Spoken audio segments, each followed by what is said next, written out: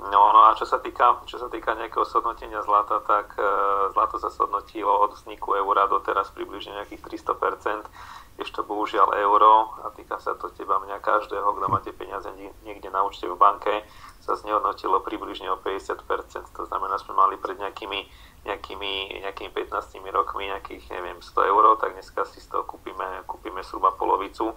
Ja som mohol napríklad nakupovať v Tesku, a si pamätám, že som kedysi v minulosti, ani nie pred 15 rokmi, ale pred 3-4 rokmi, za 50 eur mal plný košík, a dneska som tam mal stovku a nemal som plný košík, takže ono bohužiaľ, nech si politici hovoria, čo chcú, ale jednoznačne jednoducho život je taký, a realita je naozaj taká, že tá kúpna sila peňazí ide bohužiaľ veľmi rýchle dole. Ono možno si zachytil tú informáciu, možno nie, ale Európska centrálna banka schválila tlačenie peňazí mesačne okolo tých 60 miliard eur, čiže za rok okolo 700 miliard eur ide do ekonomiky alebo do ekonomik v rámci Európskej únie.